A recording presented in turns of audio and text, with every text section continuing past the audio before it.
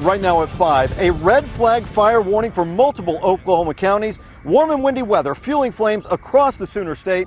2 News has live team coverage for you tonight. 2 News reporter Joe Hinkie is live tonight where multiple fire crews are fighting a fire just north of the Tulsa area. And our Storm Shield chief meteorologist Brett Anthony is also tracking the flames from our weather center. We'll get to him in a moment. But we begin just north of Mounds, where this fire that is behind me has been going now for a little more than an hour. Let's begin by taking a look at this fence post right here. You can see that it's still smoldering and smoking right now, and there's some other limbs in the pasture there behind us that also are still on fire. You can see flames still shooting up there. I talked to the command post just a few minutes ago. They say so far no structures have been lost. At least a square mile, though, has been burned. They think that they are starting to get a handle on this fire now, but it's extremely windy. They say anything could happen.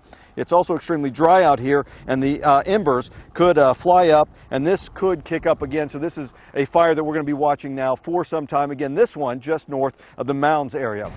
We have more team coverage for you with 2 News reporter Joe Hinkie. As we said, he's north of Tulsa. Joe, tell us about the fire that you're following. Well, Russ, right now, firefighters going around putting out a few final hot spots. Right here, Turley Fire and Rescue behind me just finished watering down this large pile of burned tires. We found out this was the reason for a lot of the thick black smoke people saw in this area today. And the reason, the fuel for all the fire out here today is this dry, extremely dry brush. You can maybe hear it if I put it up by my mic here. Firefighters said this kept them busy today, and it will for some time. As several fire departments responded to a fire on this wooded piece of land north of Tulsa, they worked quickly to contain the flames. About 3 acres engulfed in flames, rolling grass and brush fire. Firefighters out here say this will be just the beginning of a busy fire season, given how dry the conditions are. We're really expecting to have more than we usually do. As they put out the final hot spots, Fire is going to be contained. Very good. the smoke began to build just miles away as the largest fire of the day broke out. Richard Privet checking the damage to his neighbor's property after he spotted the fire. And before I could even get the call made, it was already ripping down through here. Tulsa Fire reports a quarter square mile burned, threatening houses and releasing a large cloud of smoke into the sky. There was black smoke rolling plumb to my house, and I live almost half a mile over there. Much of the smoke coming from this pile of burning tires. Probably about 5-10 years worth of tires. Russell Chenault owns the tires and this land. He says he also lost 2 trucks in the fire and the wood he would have used to build a new home. Maybe $2,000 worth of lumber we was getting ready to start building the house back up there.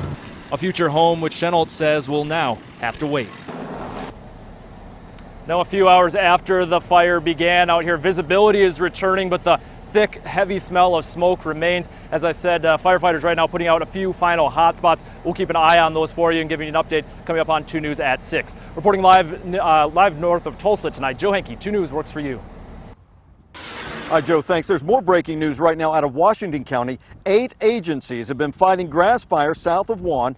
Drivers are asked to avoid that area east of Highway 75 due to smoke blowing across the road. Of course, you always see those signs that say do not drive into smoke. The Highway Patrol was called in to help direct traffic on that one. Also, Ofuskie County crews keeping a close eye right now on hot spots after battling this grass fire. At least 800 acres were scorched yesterday and last night before crews were able to bring that one under control. It's the same area that is under a threat again this evening. And